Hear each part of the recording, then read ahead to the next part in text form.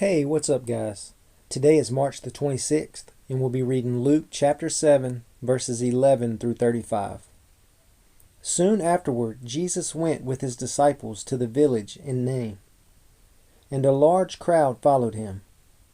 A funeral procession was coming out as he approached the village gate. The young man who had died was a widow's only son, and a large crowd from the village was with her. When the Lord saw her, his heart overflowed with compassion. "Don't cry," he said. Then he walked over to the coffin and touched it, and the bearer stopped. "Young man," he said, "I tell you, get up."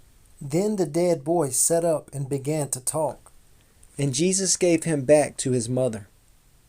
Great fear swept the crowd, and they praised God, saying, "A mighty prophet has risen among us, and God has visited his people today." And the news about Jesus spread throughout Judea and the surrounding countryside. The disciples of John the Baptist told John about everything Jesus was doing.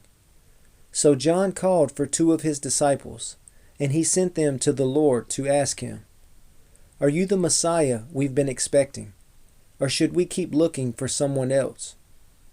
John's two disciples found Jesus and said to him, "John the Baptist sent us to ask you, are you the Messiah we've been expecting, or should we keep looking for someone else?"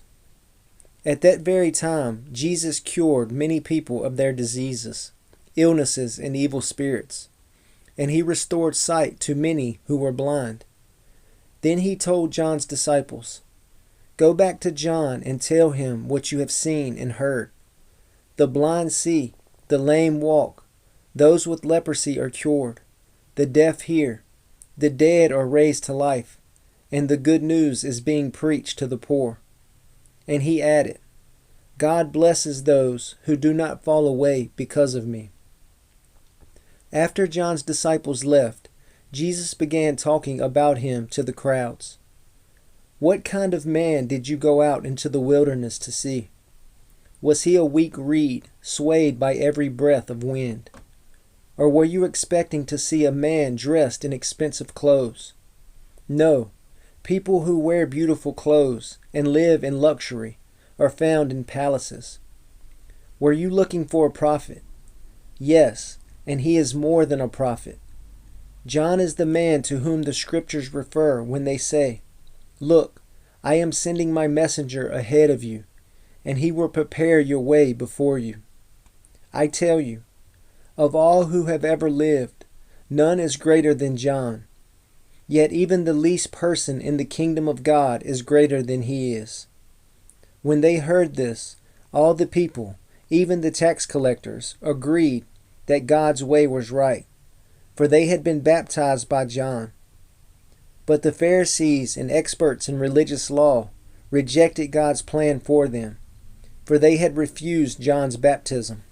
"To what can I compare the people of this generation?" Jesus asked. "How can I describe them?